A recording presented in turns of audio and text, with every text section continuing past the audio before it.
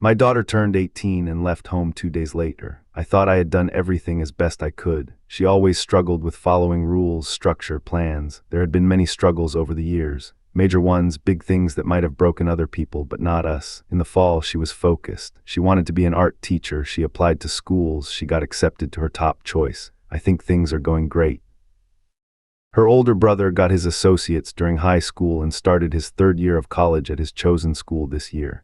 He graduated last year. I mention him just to say I thought she was on the same track, so did he. He helped her with the forms, the applications. We all cheered her on. Then about 3 months ago, things started changing. She was skipping classes, showing up late, not completing her assignments. While she had never been as dedicated to school as her brother, I'd only had minor issues before.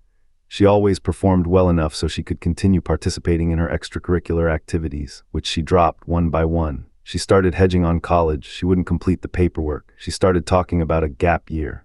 I was surprised, but I didn't want to push her too hard into something she wasn't ready for, especially something as big as college, so I said no problem. We start talking about how if she's going to be staying home, she needs to secure a full-time job and put away a certain percentage of her salary for savings. She says she feels depressed. We connect with her existing providers about it. She already had a psychiatrist, a therapist, the works. She had all the tools. She wanted to keep working at the seasonal amusement park with all her friends. It's not enough hours, it doesn't fit the plan. She hasn't wanted to learn to drive, it's not bus-friendly. I spent so much time dropping and picking her up last summer I felt like I too worked at this amusement park. I say sorry, no, that doesn't fit the plan you agreed to. I tell her you need to learn how to drive this summer too, especially since you aren't going to school. She doesn't want to, says her friends will give her rides. She said that last summer too. On her 18th birthday, she brings over her new boyfriend to meet me. I welcome him into our house. I'm so excited and happy she's opening up like this. I say hello, I introduce our dog. Oh, I know Wednesday, he says. Everyone freezes. How do you know my dog? I ask. Then the truth starts trickling out. Our world implodes. She's been sneaking him in the house via her garden window. She's been sneaking out the same way. She has a burner phone. I found 4 vapes in her room as I was cleaning it out. She had a boyfriend, man-friend, really in Mexico for over a year. It just ended a month prior. She had been telling her brother for months that she was moving to Mexico as soon as she graduated. At least that's over. The worst part was that I found 3 months' work of her medication in her room. She just decided to stop taking it, but she lied to her doctor and me about that.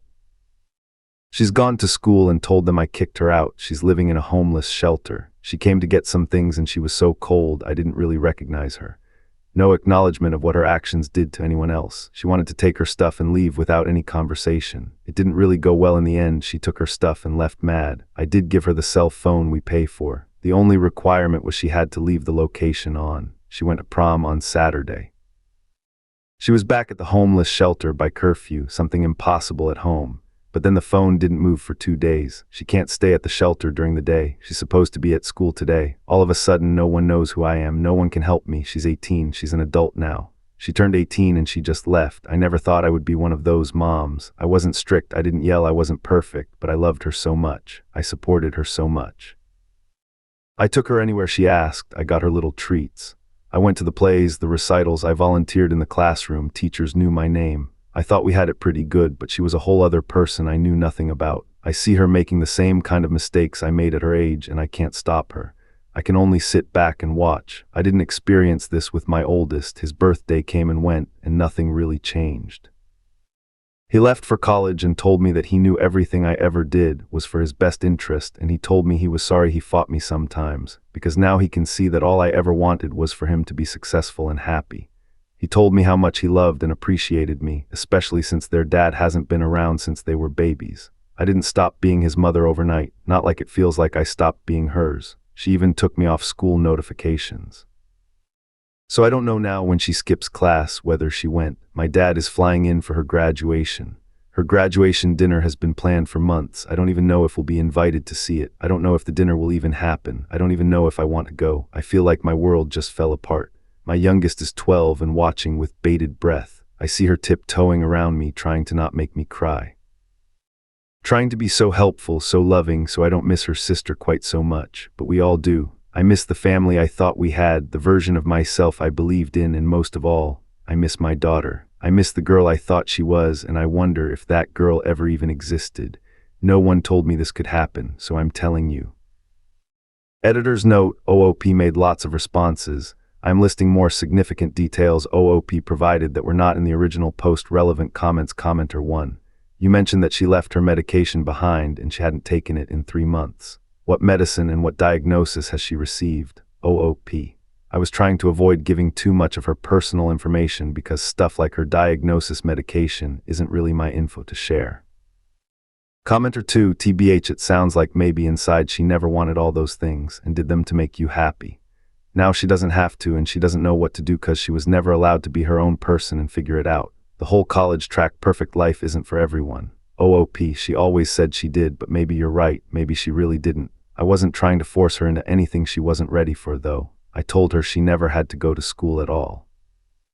It was always her choice. Maybe she didn't feel that way though. Commenter 3, I'm sorry to hear. I can only go by the description and from that you compare her to her brother a lot.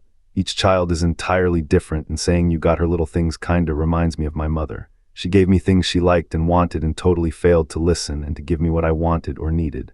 I left 2 days after finishing high school. It's been 14 years. What she wants is different from what you want for her and from what your son wants. Trying to please her by going with some cookie-cutter format will not work. OOP, I agree it could seem like that based on the post. I don't compare them to each other, though. They couldn't be more different. At one point I told my son to stop harping on her about college so much because what was right for him might not be right for her. I think she felt considerable pressure about college even though I had repeatedly said if she wasn't ready, that was fine. If she didn't want a 4-year traditional college, fine. If she wants to take a year off, fine. That I think is something I think all kids graduating high school feel. OOP on comparing her son and daughter playing favorites. OOP. I responded to this observation in another comment. I agree it could seem like that based on the post. But I've worked really hard to avoid that particular dynamic. I don't actually compare them to each other pretty much ever. I never say things like your brother would, or I wish you were more like your brother, or brother did this or did that, or whatever other toxic stuff happens in that situation. They are very different. I've always known and celebrated that. I sent them to different elementary schools so they could build individual worlds and identities separate from each other. I actually told her brother to knock off pressuring her about college because what's right for him isn't necessarily what is right for her. I've really tried to support them individually as well, especially since they are so close in age. I grew up with a brother almost as close in age with me and experienced a lot of what you're describing. They were both public schools and were similarly rated. They were in our home district. I just asked for a school reassignment and they did it. I had to facilitate some things to make it possible, but no one got a better school than the other. They were incredibly different from one another. I wanted them both to have their own environments to thrive in. They were in the same middle and high school because that's how it works in our district. I'm not going to say the names of their schools, but if you think 2 public elementary schools in the same suburban district aren't going to be incredibly similar, I don't know what to tell you. Plus, I don't think that's what I've expressed here. I've said I tried to do my best, not that I did 0 wrong. I'm fully aware of some mistakes I've made and also willing to hear about others. Some of the feedback I've received here has been very helpful. Outside perspectives are how we learn. I didn't say her brother is perfect either. I'm actually quite annoyed with him for telling her off and blocking her because it didn't help the situation any, and now one of her lifelines is cut off. They were very close to one another. The ways in which I treated them differently were because they were different. The type of conversational approach that was very effective with my daughter would shut my son down. The things she was interested in were very different from his interests.